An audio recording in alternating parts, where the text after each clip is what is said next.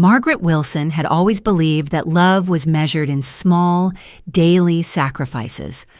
40 years of marriage had taught her that truth came not in grand gestures, but in the quiet moments when no one was watching. The way she'd wake at 5 every morning to prepare Robert's coffee exactly how he liked it. 2 sugars, a splash of cream, served in the blue ceramic mug his mother had given them as a wedding gift. The way she'd fold his shirts with military precision, creating perfect creases that would last through his longest business meetings. Standing in the kitchen of their suburban Ohio home, Margaret traced her fingers along the granite countertops she'd helped Robert choose 15 years ago. Every surface in this house held a memory of building something together. The breakfast nook where she'd helped David and Michael with homework every night for 12 years.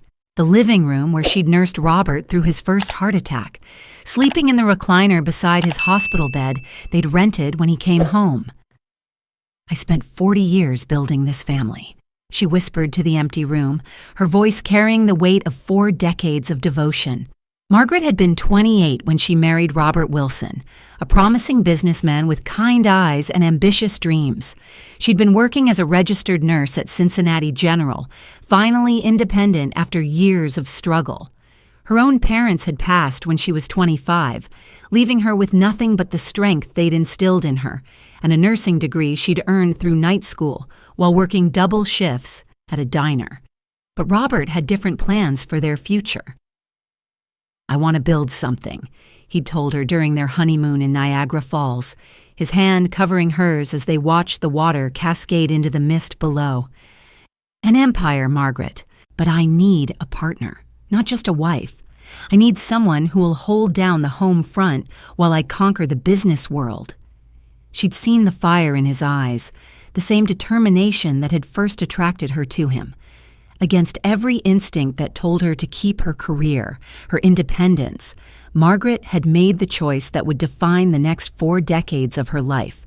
She'd traded her nursing scrubs for aprons, her patient charts for grocery lists, her own dreams for the collective dream of the Wilson family. The sacrifice had felt natural then, even necessary. David arrived 11 months after their wedding, a colicky baby who demanded every ounce of Margaret's attention. Michael followed 2 years later, quieter but somehow needier, clinging to her skirts whenever Robert's booming voice filled the house with talk of expansion, new contracts, bigger opportunities. Robert's construction company had grown from a one-man operation run out of their garage to Wilson and Associates, a firm that employed 60 people and built half the shopping centers in southwestern Ohio. Margaret had been there for every milestone, every crisis, every triumph. When Robert worked 18-hour days to secure the Eastgate Mall contract, Margaret had kept the household running, managed the books he brought home, and raised 2 boys who barely saw their father except on Sundays. "Your mother is the backbone of this family," Robert would tell David and Michael during their rare family dinners. "Everything I've accomplished, we've accomplished together." Back then, the boys had nodded with the easy acceptance of children who believed their parents existed solely for their benefit. Margaret had felt seen, valued, essential to the machine of their success. She'd organized Robert's business dinners, charmed his clients' wives, managed the social calendar that kept Wilson and Associates visible in the community. When Robert forgot important birthdays or missed school plays, Margaret had been there with homemade cakes and front-row enthusiasm. The years had blurred together in a rhythm of service and sacrifice. Margaret had given up her nursing license after it lapsed, telling herself she'd renew it when the boys were older. But older brought new challenges. Teenage rebellion, college applications, the endless shuttling between soccer practices and debate tournaments and summer camps that cost more than her nursing salary had ever provided. By the time David and Michael reached adulthood, Margaret had become so seamlessly integrated into the background of their lives that her presence felt as natural and unremarkable as electricity or running water. Essential, but invisible. David had graduated from Ohio State with an engineering degree. immediately joining Wilson and Associates as Robert began grooming him to take over the company. Michael had chosen law school, though he'd never practiced, preferring to manage the family's growing investment portfolio from his downtown Cincinnati office. Both boys had married well. David's wife, Sarah, came from old money in Indian Hill, bringing social connections that elevated the Wilson family's status in Cincinnati society. Michael's wife, Jennifer, was a former bank vice president who'd left her career to raise their children, just as Margaret had done a generation earlier. Margaret had watched her daughters-in-law navigate the transition from independent women to Wilson wives with a mixture of recognition and concern. Sarah had embraced the role enthusiastically, hosting charity luncheons and joining the right clubs. Jennifer had seemed less certain, often asking Margaret questions about managing household staff and entertaining clients that made Margaret wonder if Jennifer saw her future self in Margaret's present reality. But Margaret had been proud of the family they'd built together. The Wilson name meant something in Cincinnati. Robert's company had become a cornerstone of the community, employing hundreds of people, contributing to local charities, supporting youth sports leagues. Their annual Christmas party was attended by judges and city council members and bank presidents who respected what Robert and Margaret had created together. The first heart attack had come 3 years ago, on a Tuesday morning in March. Margaret had been arranging flowers in the front hall when she'd heard the crash from upstairs. Robert collapsing in their bedroom, his face gray and twisted with pain. She'd called 911, performed CPR until the paramedics arrived, ridden in the ambulance while Robert's heart stopped twice during the 15-minute ride to Christ Hospital. "Mrs. Wilson," Dr. Patterson had said after the emergency surgery, "your husband's condition is serious. The damage to his heart muscle is extensive. He's going to need significant lifestyle changes and constant monitoring." Margaret had nodded, already mentally reorganizing their lives around Robert's recovery. She'd learned to check his pulse, monitor his medications, recognize the warning signs of another episode. Their bedroom had become a medical unit, filled with monitoring equipment and pill organizers, and the quiet tension of watching someone you love exist on the edge of mortality. Robert had recovered enough to return to work part-time, but the dynamic of their marriage had shifted. Margaret had become not just his wife and partner, but his caretaker, his lifeline to a world that suddenly felt fragile and uncertain. David and Michael had visited regularly during Robert's recovery, bringing their wives and children for Sunday dinners that felt more like obligation than celebration. "Dad's doing great," David would tell people at church or business functions. "Mom's taking excellent care of him." Margaret had noticed how she'd become mom in these conversations, as if her name had dissolved into her function. Robert was still Robert Wilson, respected businessman and community leader, but she had become simply Mom, the caretaker, the background figure who made Robert's continued presence in the world possible. The second heart attack had been worse. Robert had been reviewing contracts in his home office when Margaret heard him call her name, his voice carrying a note of panic that sent ice through her veins. She'd found him slumped over his desk, conscious but struggling to breathe, his left arm clutched against his chest. This time, the recovery had been slower, more uncertain. Robert's cardiologist had been blunt about the prognosis. Another attack would likely be fatal. Margaret had accepted this information with the same quiet determination she'd brought to every crisis in their marriage. If Robert's time was limited, she would make sure every moment was as comfortable and meaningful as possible. For 18 months, Margaret had barely left Robert's side. She'd learned to read his heart monitor, to recognize the subtle changes in his breathing that preceded dangerous episodes. She'd cooked heart-healthy meals that somehow still tasted like comfort food, managed his medications with the precision of a pharmacist, and created an environment of calm stability that allowed Robert to continue working from home on the projects that gave his life meaning. David and Michael had helped, but their visits had become increasingly brief and focused on business rather than family. They would arrive on Sunday afternoons with laptops and legal documents, spending hours with Robert discussing contracts and succession planning while Margaret served lunch and pretended not to listen to conversations about the future of Wilson and Associates. "We need to make sure everything's in order," she'd overheard Michael telling David during one of these sessions. "Dad's health is unpredictable, and the company needs stability." Margaret had understood the practical necessity of these discussions, but she'd felt increasingly irrelevant to conversations about a business she'd helped build, a legacy she'd sacrificed her own dreams to create. When Robert's lawyers came to the house to update his will and estate planning documents, Margaret had been politely excluded from most of the meetings. "These are complex business matters," Robert had explained, though his tone had been gentler than his son's. "I don't want to burden you with legal technicalities." Margaret had accepted the explanation because it fit the pattern of their marriage. Robert handled the complex business decisions while Margaret managed everything else. But sitting in the kitchen while lawyers and accountants discussed Robert's legacy in the dining room, she'd felt the strange sensation of being erased from her own life story. The final heart attack had come on a quiet Thursday evening in October. Robert had been watching the news while Margaret prepared his evening medications. She'd heard him say her name once softly, and when she'd turned around, he was gone. No drama, no struggle, just the peaceful end of a life lived fully, if not always wisely. Margaret had called 911, performed CPR even though she knew it was too late, and held Robert's hand while the paramedics confirmed what her nursing training had already told her.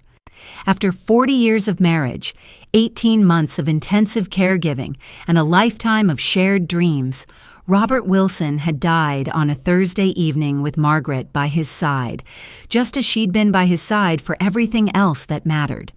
The funeral had been a testament to the life Robert had built and the community he'd served. Christ Episcopal Church had been packed with business associates, city officials, employees from Wilson and Associates, and neighbors who remembered Robert's contributions to local charities and youth programs. Margaret had sat in the front pew, wearing the black dress she'd bought for Robert's mother's funeral 5 years earlier, listening to speaker after speaker describe Robert's legacy of leadership, generosity, and community service. Robert Wilson was a pillar of this community. Mayor Davidson had said during his eulogy, his company didn't just build buildings, it built opportunities for families, stability for workers, and prosperity for our entire region. Margaret had felt proud listening to these tributes, knowing that every achievement mentioned had been made possible by her own sacrifices and support. She'd been the steady presence that allowed Robert to take risks, to work long hours, to build something larger than himself. She'd been his partner in every sense except the official one, but as the service had progressed, Margaret had begun to notice something that chilled her more than the October wind cutting through the church's ancient stones. David and Michael, sitting on either side of her, had been making subtle gestures to their wives, quiet conversations, exchanged glances, the kind of nonverbal communication that suggested planning, coordination, decision-making that didn't include her. After the burial at Spring Grove Cemetery, as mourners had gathered at the Wilson family home for the traditional reception, Margaret had watched her sons move through the crowd with the practiced ease of men who had inherited not just their father's business acumen, but his social position. David had stood near the fireplace, accepting condolences and discussing the future of Wilson and Associates with the same confidence Robert had always displayed. Michael had worked the room with his wife Jennifer, thanking people for their support and assuring them that the family would continue Robert's legacy of community involvement. Margaret had moved through her own home like a ghost, refilling coffee cups and accepting embraces from people who praised her strength and Robert's good fortune in having such a devoted wife. But even in these moments of recognition, she'd felt increasingly invisible, as if her role in the day's proceedings was more ceremonial than central. "Margaret, dear," Robert's business partner, George Patterson, had said, taking her hands in his weathered ones. "Robert always said you were the secret to his success. I hope you know how much we all appreciated everything you did to support him." The past tense had hit Margaret like a physical blow. Had done. Had supported. As if her 40 years of contribution to Robert's success had ended with his heartbeat, as if her value to the Wilson family had been buried alongside her husband. That evening, after the last mourner had left and the catering staff had cleaned the kitchen, Margaret had sat alone in the living room where she'd spent thousands of evenings with Robert, planning their future, discussing their dreams, building a life together, one conversation at a time. David and Michael had retreated to Robert's study with their wives, and the sounds of their hushed conversation had drifted through the house like smoke. "The will reading is scheduled for next Tuesday," she'd heard Michael say. "Johnson's office at 10 o'clock. "Good," David had replied. "We need to move quickly on the transition planning. The company can't afford any uncertainty." Margaret had strained to hear more, but their voices had dropped to whispers that didn't carry beyond the study's oak doors. She'd felt like an eavesdropper in her own home, excluded from conversations about a future that would inevitably include her, but apparently didn't require her input. The week following Robert's funeral had passed in a strange, suspended animation. Margaret had moved through the routines of widowhood. Thank you cards for flowers, phone calls from concerned friends, the slow process of adjusting to a house that felt too large and too quiet without Robert's presence. David and Michael had visited daily, but their attention had been focused on business matters, legal documents, and phone calls with lawyers and accountants. "Mom, you don't need to worry about any of this," David had assured her when she'd asked about the will reading. "Dad took care of everything. We'll handle all the complex stuff." Margaret had nodded, accepting the explanation even as something deep in her chest had tightened with unease. She'd spent 40 years handling complex things: Robert's health crises, the family's finances during lean years, the social obligations that had built Wilson and Associates' reputation in the community. The idea that she was suddenly too fragile or incompetent to participate in discussions about Robert's legacy felt both insulting and frightening. On Monday evening, the night before the scheduled will reading, Margaret had been preparing dinner when David and Michael had arrived together, their wives trailing behind with the kind of determined smiles that preceded difficult conversations. "Mom," Michael had said, settling into the kitchen chair where Robert had eaten breakfast every morning for 15 years, "we need to talk to you about tomorrow." Margaret had turned off the stove and given them her full attention, the same way she'd always done when her children needed to discuss something important. "The will reading," David had continued, glancing at his brother before continuing, "it's going to be a complex legal proceeding. Johnson's office, lots of technical language, business valuations, really dry stuff that would just be confusing and upsetting. We think it would be better if you stayed home," Michael had added, his voice carrying the same tone he'd used as a teenager when he'd wanted to protect her from something he'd deemed inappropriate for her delicate sensibilities. Margaret had felt the room tilt slightly, as if the foundation of the house had shifted beneath her feet. "I don't understand," she'd said carefully. "Robert was my husband. Surely I should be present for the reading of his will." Sarah had stepped forward then, her smile bright and patronizing. "Mrs. Wilson, we know how difficult this week has been for you. Why put yourself through more stress? The boys will handle everything and explain it all to you afterward." In simpler terms, Jennifer had added helpfully. Margaret had looked from face to face, searching for some sign that this conversation was a misunderstanding, that her children weren't actually suggesting she was too weak or simple to participate in her own husband's final legal proceedings. But their expressions had been unified in their certainty, their decision clearly made before they'd arrived. "I think I should be there," Margaret had said quietly.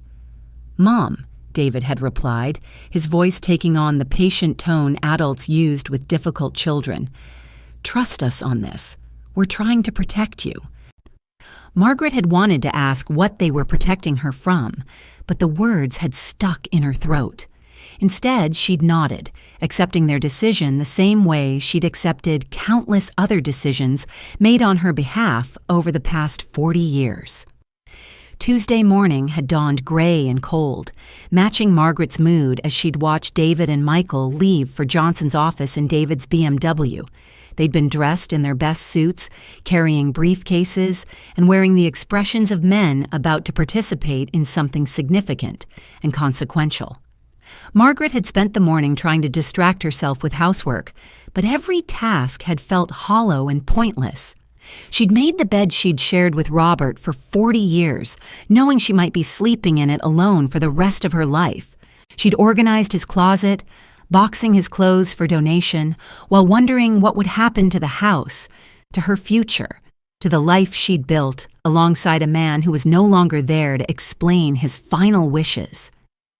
At 11:30, Margaret had driven to Johnson's office building in downtown Cincinnati, parking across the street where she could see the entrance but remain unnoticed. She'd told herself she just wanted to be nearby to feel connected to the process, even if she couldn't participate directly. At 12:15, she'd watched David and Michael emerge from the building, their faces animated with excitement and satisfaction. They'd stood on the sidewalk for several minutes, talking rapidly and gesturing toward the building behind them. From her car, Margaret had been able to see their expressions clearly enough to recognize triumph, relief, and something that looked disturbingly like celebration. When they'd driven away without calling her, without stopping by the house to share whatever news they'd received, Margaret had felt something crack inside her chest.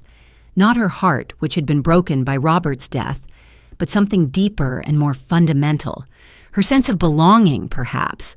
Her understanding of her place in the family she'd devoted her life to building.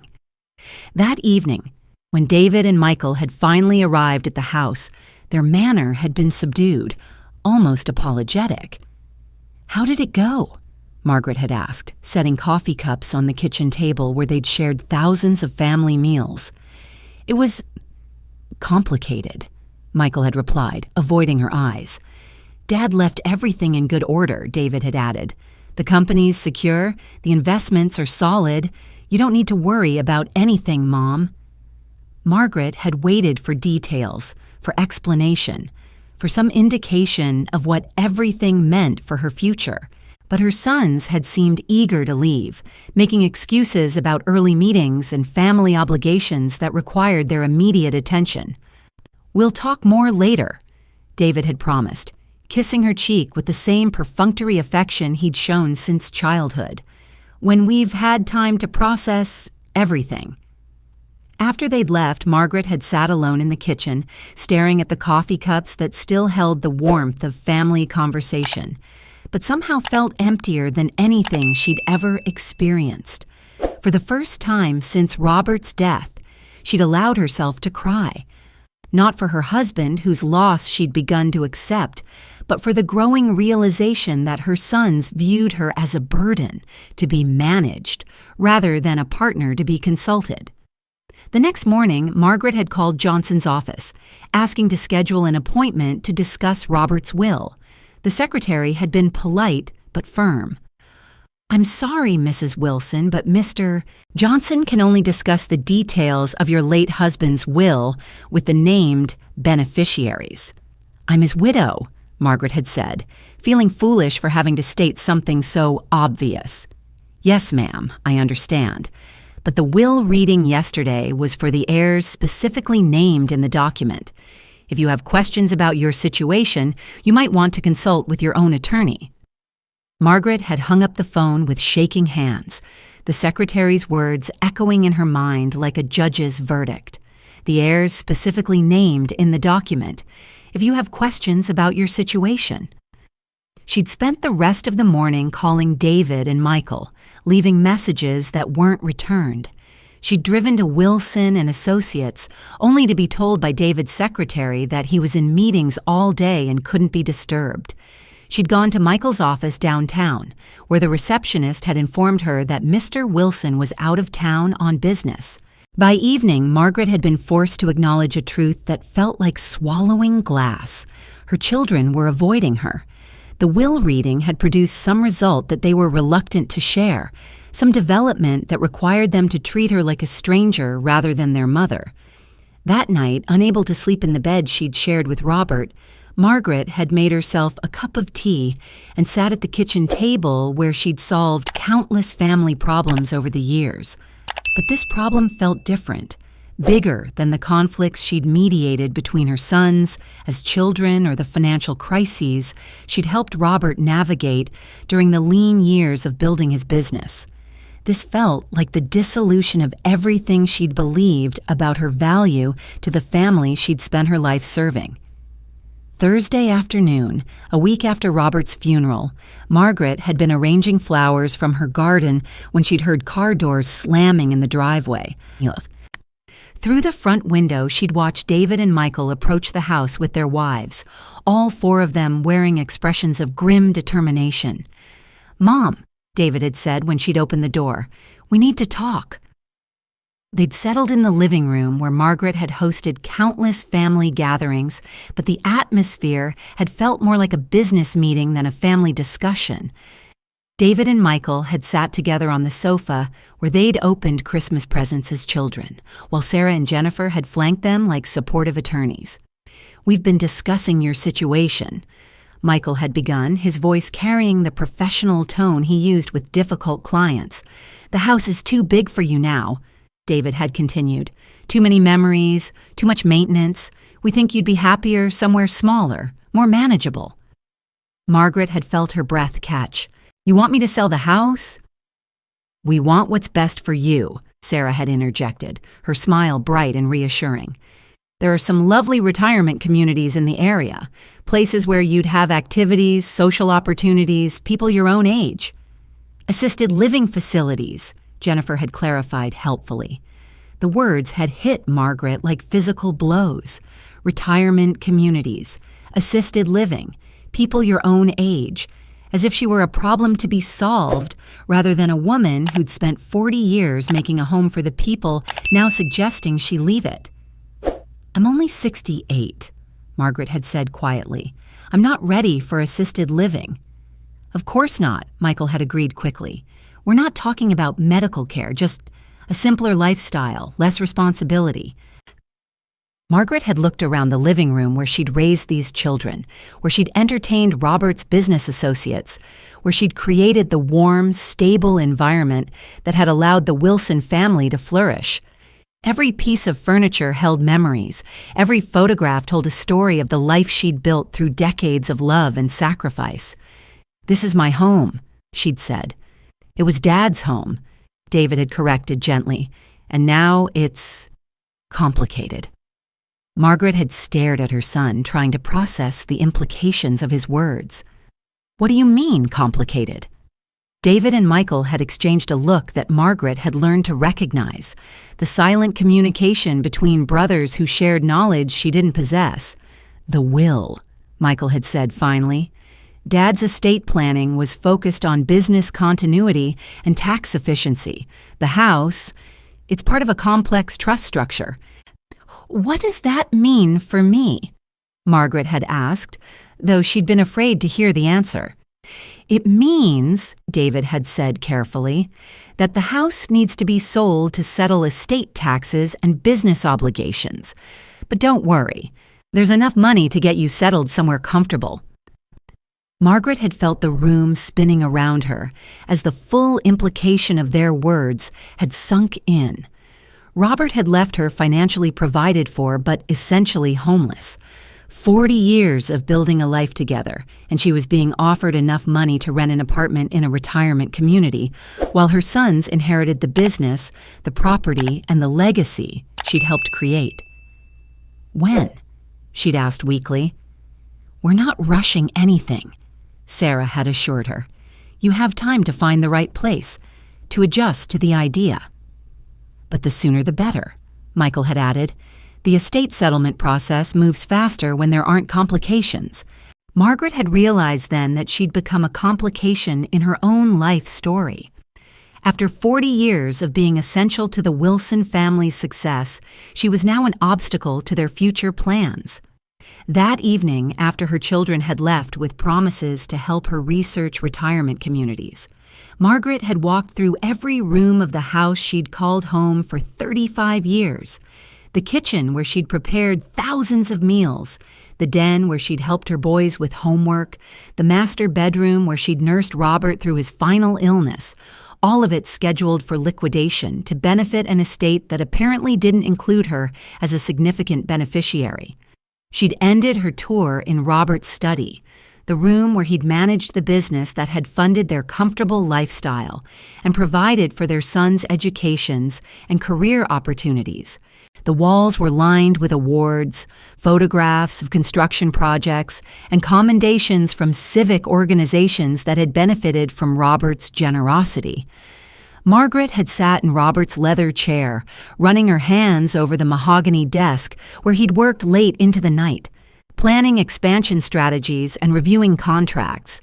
She'd opened the desk drawers, looking for some sign of the man she'd loved, some indication that he'd considered her future when making his final arrangements. In the bottom drawer, behind folders of business correspondence, Margaret had found a manila envelope with her name written in Robert's careful handwriting. Inside, she'd discovered documents she'd never seen before. Legal papers with her signature alongside Robert's, dating back to the early years of Wilson and Associates. As Margaret had read through the papers, her understanding of her legal position had begun to shift. Her nursing training had included basic business courses, and though she was rusty, she could still interpret the basic structure of incorporation documents, partnership agreements, and property deeds. According to the documents in the envelope, Margaret wasn't just Robert's widow. She was also his legal partner in Wilson and Associates, a co-signer on business loans, and a joint owner of properties she'd forgotten signing for decades earlier. Her name appeared on dozens of documents establishing her as an equal partner in the business empire she'd helped build through 40 years of support and sacrifice. Margaret had spent the night reading and rereading the documents, cross-referencing dates and signatures, trying to understand why these papers had been hidden from the estate settlement discussions. By dawn, she'd reached a conclusion that filled her with cold, quiet anger. Her sons had inherited Robert's business legacy, but they'd forgotten that Margaret owned half of everything they'd inherited. The final insult had come Friday afternoon, when David had called to inform her that he'd made an appointment for her to tour Meadowbrook Manor, a lovely retirement community with excellent activities programming and wonderful people her own age. "I think you'll really like it, Mom," David had said, his voice bright with the enthusiasm of someone who'd solved a difficult problem. "They have a bridge club, and the dining room serves dinner at 5:30, which you've always preferred."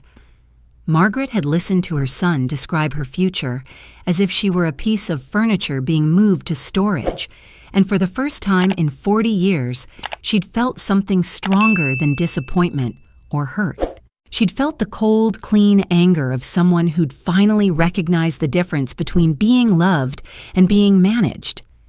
"That sounds lovely," she'd told David. "I'll definitely consider it." After she'd hung up the phone, Margaret had returned to Robert's study and gathered the documents that proved her legal ownership of the life she'd helped build. She'd placed them carefully in a manila folder, the same kind Robert had used for important business matters. For 40 years, Margaret had been the quiet partner, the supportive wife, the woman who made other people's success possible through her own sacrifice and service. She'd accepted that role because she'd believed it was valued, because she'd trusted that her contributions would be recognized and protected. But as she'd prepared the folder that would change everything, Margaret had realized that sometimes the most powerful action a quiet person could take was to remain quiet just a little longer, until the moment when silence became more devastating than any words could ever be. The documents in her folder wouldn't just surprise her sons. They would prove that the woman they'd been trying to relocate to assisted living was actually their business partner, their legal equal, and the person whose signature they needed for every major decision they planned to make about the future of Wilson and Associates. Margaret had spent 40 years building other people's dreams. Now finally, it was time to protect her own. The weekend had passed in a strange calm. Margaret had moved through her usual routines, grocery shopping at Kroger, attending Sunday service at Christ Episcopal, tending to her garden. But everything felt different now. The weight of the manila folder in Robert's study seemed to pull at her consciousness like a magnet, its contents transforming her understanding of everything that had happened since Robert's death. She'd always prided herself on being a woman of faith, someone who believed that truth had a way of emerging when the time was right. But sitting in the church pew where she and Robert had worshiped for 35 years, listening to Pastor Williams deliver a sermon about David facing Goliath, Margaret had felt something shift inside her chest. Not anger exactly, but a quiet certainty that 40 years of silent support had earned her the right to speak. Or in this case, to let the document speak for her. Monday morning had brought another call from David, his voice cheerful with the forced enthusiasm of someone determined to move forward with plans that served his own interests. "Mom, I've scheduled that tour of Meadowbrook Manor for Wednesday at 10, he'd announced. "Sarah's going to drive you over, and I think you'll be pleasantly surprised by what they have to offer." Margaret had stirred her coffee slowly, watching the cream swirl into patterns that reminded her of the way circumstances could change everything while appearing to remain the same. "That's very thoughtful of you, David," she'd replied, her voice carrying none of the resistance he'd probably expected. "Great. And Mom, I know this transition feels overwhelming, but we really think you'll be happier with less responsibility. No more worrying about lawn maintenance or property taxes or all those household repairs that Dad always handled." The casual dismissal of her competence, as if 40 years of managing a household, raising children, and supporting a business hadn't required any practical skills, had crystallized something in Margaret's mind. Her sons weren't just taking her home, they were rewriting history to justify their actions, erasing her contributions to make their inheritance feel more deserved. "I understand," Margaret had said simply. After David had hung up, Margaret had made herself another cup of coffee and returned to Robert's study. She'd spread the legal documents across his mahogany desk, organizing them by date and importance. Partnership agreements from 1985 when Wilson and Associates had incorporated. Property deeds listing both Robert and Margaret Wilson as joint owners. Bank signature cards with her name listed as co-account holder. Loan documents where her signature appeared alongside Robert's, making her equally liable and equally entitled to the assets those loans had financed. The most significant document had been buried at the bottom of the stack, the original partnership agreement establishing Wilson and Associates as a joint venture between Robert Wilson and Margaret Wilson, with profit sharing and decision-making authority split equally between husband and wife. Margaret's signature had been notarized on September 15, 1985, 2 weeks after Michael had started kindergarten, and she'd finally had enough free time to review the legal documents Robert had been bringing home for months. She'd remembered that day now, sitting in Robert's chair 38 years later. She'd been in the kitchen making lunch when Robert had spread the papers across the table, his excitement about the company's growth evident in every gesture. "I need your signature on these incorporation papers," he'd said, already reaching for a pen. "The lawyer says having you as a partner provides better tax advantages and liability protection." Margaret had trusted Robert completely, but her nursing training had taught her to read carefully before signing anything. She'd reviewed each document, asking questions about terms she didn't understand, making sure she comprehended what her signature would mean. "This makes me an equal partner," she'd observed, running her finger along the line that specified 50% ownership for Margaret Wilson. "On paper," Robert had agreed. "But you know I'll handle all the business decisions. This is just for legal and tax purposes."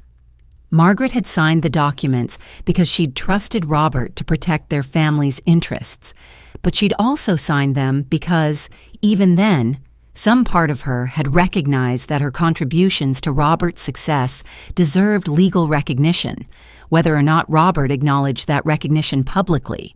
Now, reading those same documents as a widow rather than a newlywed, Margaret understood that Robert's casual dismissal of her partnership role hadn't changed the legal reality of what she'd signed. Regardless of who made the daily business decisions, Margaret Wilson owned 50% of Wilson and Associates, 50% of the properties the company had acquired, and 50% of everything David and Michael assumed they'd inherited outright. Tuesday had brought a visit from Michael and Jennifer, arriving with the kind of serious expressions that preceded conversations about unpleasant necessities. "Mom," Michael had begun, settling into the living room chair where Robert used to read the evening paper. "David and I have been talking with the accountants about Dad's estate. There are some tax implications we need to address fairly quickly." Jennifer had nodded supportively, her smile radiating the kind of patient understanding that made Margaret want to throw something. "The good news is that Dad left you well provided for," Michael had continued. "There's a life insurance policy that will cover your living expenses very comfortably, and the retirement community fees won't be a problem."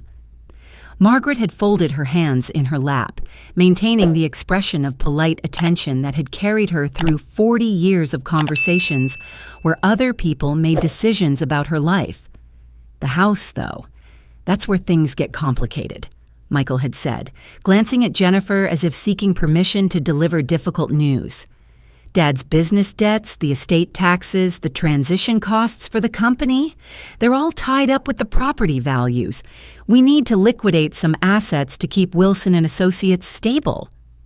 "What Michael means," Jennifer had interjected with the kind of careful explanation usually reserved for confused elderly relatives, "is that selling the house isn't just about your living situation. It's about protecting Dad's legacy and making sure the business can continue to employ all those families who depend on it."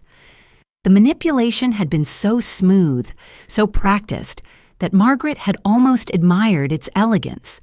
By framing the forced sale of her home as a noble sacrifice for the greater good, her children had transformed their inheritance grab into a moral imperative. She wasn't being evicted. She was heroically protecting Robert's employees and business legacy. "I see," Margaret had said quietly. "We knew you'd understand," Michael had replied, his relief evident. "Dad always said you had the biggest heart in the family." After they'd left, promising to help her pack and organize her belongings for the move to assisted living, Margaret had returned to the study where the legal documents waited like sleeping weapons. She'd picked up the phone and dialed a number she hadn't called in 15 years. "Porter, Steinberg and Associates," the receptionist had answered. "This is Margaret Wilson. I need to schedule an appointment with Mr. Porter regarding some business documents." James Porter had been Robert's first lawyer, back when Wilson and Associates was a 3-man operation run out of a rented office space. He'd handled the original incorporation, the early partnership agreements, and the property acquisitions that had established the company's foundation. If anyone would remember the legal structure that had made Margaret an equal partner, it would be Jim Porter. "Mrs. Wilson," Porter had said when she'd been transferred to his office, "I was sorry to hear about Robert's passing. He was a good man and a valued client." "Thank you, Jim. I'm calling because I need some clarification about my legal position regarding Wilson and Associates. I found some old documents that I'd like you to review." There had been a pause on the other end of the line, and Margaret had sensed the careful consideration of a lawyer who understood that widows didn't usually call about business documents unless something was wrong. "Of course," Porter had said finally. "Can you come in tomorrow morning? Say, 10 o'clock? Margaret had confirmed the appointment and hung up the phone, feeling lighter than she had since Robert's death. For the first time in weeks, she was taking action on her own behalf rather than simply reacting to other people's decisions about her future. Wednesday morning had dawned clear and cold, the kind of October day that made everything seem sharper and more defined. Margaret had dressed carefully in the navy suit she'd worn to business functions with Robert, the one that made her feel competent and serious rather than like someone's grandmother who needed managing. Porter's office had been in the same downtown building for 30 years, but Margaret hadn't visited since the early days of Wilson and Associates, when she'd occasionally accompany Robert to legal meetings. The receptionist had been new, but James Porter had looked exactly the same. A little grayer, a little rounder, but still radiating the calm competence that had made him Robert's trusted advisor. "Margaret," he'd said, rising from behind his desk to greet her with genuine warmth. "It's been too long. Please sit down and tell me how I can help you." Margaret had placed the manila folder on Porter's desk, her hands steady despite the magnitude of what she was about to reveal. "I need you to help me understand my legal rights regarding Robert's business and property," she'd said simply. Porter had opened the folder and begun reviewing the documents, his expression shifting from polite interest to focused attention, as he'd recognized the significance of what he was seeing. "Margaret," he'd said after several minutes of careful reading, "these documents establish you as a 50% owner of Wilson and Associates and joint owner of all the properties listed here. Are you saying that these ownership interests weren't addressed in Robert's estate planning?" "I wasn't included in the will reading," Margaret had replied. "My sons told me it was too complicated for me to understand." Porter's expression had hardened with the kind of professional anger that lawyers reserved for colleagues who'd failed to protect their clients' interests. "This is highly irregular," he'd said carefully. "As a joint owner of these assets, you should have been central to any estate planning discussions. Your signature would be required for any major business decisions or property transfers." Margaret had felt a flutter of validation in her chest, the first confirmation she'd received that her legal instincts had been correct. "What does this mean for the current situation?" she'd asked. "It means," Porter had said, leaning back in his chair with the satisfied expression of a lawyer who'd just discovered a winning argument, "that your sons cannot sell the house, liquidate business assets, or make major corporate decisions without your consent. You're not just Robert's widow, you're his business partner, and that partnership didn't end with his death." The words had settled around Margaret like armor, protecting her from the patronizing dismissals and forced relocations that her children had planned without her input. After weeks of feeling powerless and invisible, she'd finally found the legal foundation that proved her value to the family business couldn't be dismissed or diminished. "I need copies of all these documents," Margaret had said, "and I think it's time for me to attend a proper will reading." Porter had smiled, and Margaret had recognized the expression of a lawyer who was about to enjoy delivering justice to people who deserved it. "Let me make some calls," he'd said. Thursday had been dedicated to preparation. Margaret had spent hours with Porter and his associate, reviewing her legal rights, understanding her options, and discussing the best approach for revealing her partnership status to her sons and their lawyer. The strategy they'd developed had been elegant in its simplicity. Let David and Michael's lawyer discover the truth first, then allow that discovery to speak for itself. "The key," Porter had explained, "is to let the legal facts create their own impact. Your sons have been operating under the assumption that they inherited everything outright. When their lawyer realizes that half of everything actually belongs to you, the power dynamic shifts completely." Margaret had practiced her presentation until it felt natural, until she could deliver the revelations with the quiet confidence of someone who was simply correcting a misunderstanding rather than launching an attack. The goal wasn't to humiliate David and Michael, but to establish her rightful position as their business partner rather than their dependent. Friday morning, Margaret had called Johnson's office and requested a meeting to discuss her legal status in relation to Robert's estate. "Mrs. Wilson," the secretary had said, using the same patronizing tone that had dismissed her the week before. "As I explained previously, the will reading was for named beneficiaries only." "I understand," Margaret had replied calmly, "but I've discovered some documents that might be relevant to the estate settlement. I think Mr. Johnson would want to review them before proceeding with any asset transfers." There had been a pause, followed by the sound of pages turning in an appointment book. Mr. Johnson can see you Monday morning at 11 o'clock. Perfect, Margaret had said. Please let him know that my attorney, James Porter, will be joining me. The mention of Porter's name had produced another pause. In Cincinnati's legal community, James Porter's reputation was impeccable, and his presence at an estate meeting would signal that serious legal issues were at stake. Of course, Mrs. Wilson. We'll see you Monday morning. Margaret had spent the weekend in a state of calm anticipation, the kind of peaceful certainty that came from finally understanding her own power. She'd attended Sunday service, visited Robert's grave to place fresh flowers on his headstone, and prepared mentally for the conversation that would change everything. "I think you'd be proud of me," she'd whispered to Robert's gravestone, running her fingers over the marble inscription that identified him as beloved husband and father, but made no mention of business partner. "I'm finally standing up for what we built together."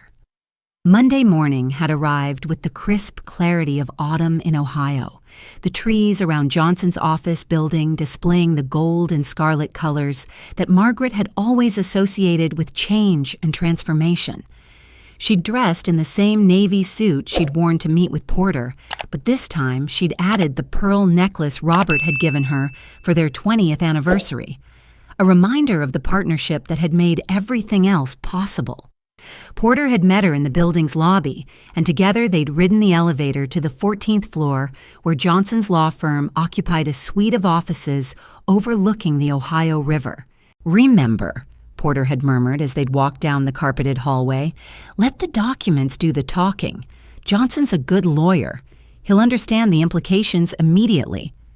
Margaret had nodded, her hand steady on the manila folder that contained 40 years of legal proof that she was more than Robert Wilson's widow.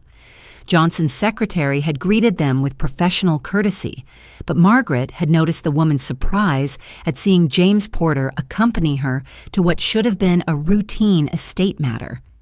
"Mr. Johnson will see you now," the secretary had announced, opening the door to a conference room where Margaret had expected to find Johnson waiting alone.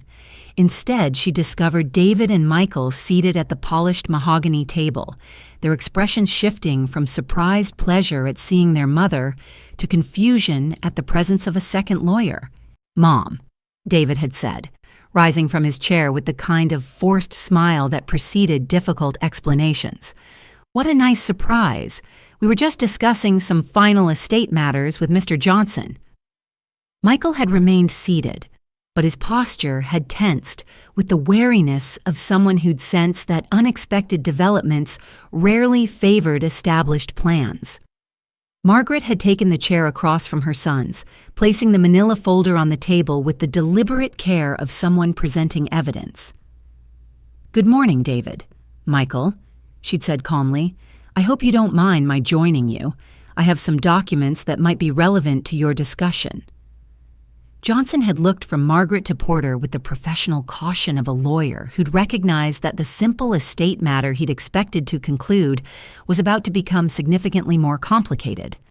"Of course, Mrs. Wilson," Johnson had said carefully. "What can I help you with?" Margaret had opened the folder and removed the documents Porter had organized in order of importance. Partnership agreements first, followed by property deeds and business incorporation papers. "I found these in Robert's study," she'd said simply, sliding the papers across the table toward Johnson. "I thought you might want to review them before finalizing any estate transfers." Johnson had picked up the first document, the 1985 partnership agreement establishing Wilson and Associates as a joint venture between Robert and Margaret Wilson. Margaret had watched his expression change as he'd read, his professional composure shifting to focused attention as he'd grasped the legal implications of what he was seeing. David and Michael had exchanged glances across the table, their confusion evident as they'd tried to understand why their mother's old business documents would be relevant to their father's estate settlement. Johnson had continued reading, reviewing each document with the careful attention of a lawyer who'd realized that everything he'd believed about his client's estate was wrong. The partnership agreements, property deeds, and incorporation papers had painted a clear legal picture. Margaret Wilson wasn't just Robert's widow. She was his business partner and joint owner of everything David and Michael had assumed they'd inherited. "Mrs. Wilson," Johnson had said finally, setting the documents aside and looking directly at Margaret with newfound respect, "these appear to establish you as a 50% owner of Wilson and Associates and joint owner of the properties listed in your late husband's estate." The words had hit David and Michael like physical blows. Margaret had watched her sons' faces transform from confusion to understanding to something that looked like fear as they'd grasped the magnitude of what Johnson's statement meant for their inheritance. "I don't understand," David had said weakly. She wasn't involved in the business." According to these documents, Johnson had continued, his voice carrying the careful neutrality of a lawyer delivering news that would change everything, "your mother has been a legal partner in Wilson and Associates since 1985. Her signature would be required for any major business decisions, property transfers, or corporate restructuring." Michael had turned pale, his carefully constructed plans for the family business crumbling as he'd realized that the woman they'd been trying to relocate to, assisted living, actually owned half of everything they'd hoped to control. "Mom," Michael had said, his voice carrying a note of panic, "why didn't you mention this earlier?" Margaret had looked at her younger son with the calm expression of someone who'd finally found her voice after 40 years of silence. "You told me the will reading was too complicated for me to understand," she'd replied quietly. "I assumed you'd handle everything appropriately." The room had fallen silent as the implications of Margaret's words had settled around the conference table. David and Michael had built their entire estate strategy around the assumption that their mother was a dependent beneficiary rather than an equal partner. Every decision they'd made, every plan they'd developed, had been based on the false premise that Margaret Wilson could be safely ignored. Johnson had cleared his throat, his professional obligation to his clients requiring him to address the legal reality that had just emerged. "This changes the estate settlement significantly," he'd said, addressing David and Michael, but acknowledging Margaret's presence at the table for the first time since she'd entered the room. "Any asset transfers, business decisions, or property sales will require Mrs. Wilson's consent as a joint owner." Margaret had remained silent, allowing her sons to absorb the full impact of what they'd just learned. The house they'd planned to sell couldn't be liquidated without her signature. The business decisions they'd been making required her approval. The retirement community they'd selected for her would have to wait until she decided whether she wanted to live there. After 40 years of being the woman behind Robert's success, Margaret had finally stepped into the light as his equal partner. Her sons had spent weeks treating her like a burden to be managed, but the documents spread across Johnson's conference table proved that she was actually the person whose signature they needed for everything they hoped to accomplish. David had been the first to recover his composure, his business training allowing him to adapt quickly to changed circumstances. "Mom," he'd said, his voice now carrying the respectful tone he used with important business partners, "we had no idea. Dad never mentioned that you were an official partner." "Your father handled the business discussions," Margaret had replied. "I handled everything else." The subtle reminder of her contributions to the family's success had hung in the air like a challenge, forcing David and Michael to confront the reality that their inheritance had been built on 40 years of their mother's support and sacrifice. "What do you want to do?" Michael had asked, his earlier assumptions about his mother's incompetence replaced by the careful deference of someone negotiating with an equal. Margaret had looked at her sons across the conference table, where they'd expected to finalize plans for her future without her input. And for the first time since Robert's death, she'd felt truly powerful. "I want to go home," she'd said simply, "to the house I helped build, in the community where I've lived for 35 years. I want to review the business decisions you've been making and understand how my partnership interest fits into your plans for Wilson and Associates. She'd paused, allowing her words to settle before delivering the statement that would define their new relationship. And I want to be included in all future decisions about the family business I helped create. David and Michael had nodded with the stunned acceptance of people who just discovered that the game they thought they'd won had actually been played by different rules entirely. Margaret had stood, gathering the documents that had transformed her from a dependent widow into an equal partner, and walked toward the door with the quiet dignity of someone who'd finally claimed her rightful place in her own life story. "Gentlemen," she'd said, looking back at the three men who would now have to negotiate with her rather than around her, "I'll be at home when you're ready to discuss our partnership."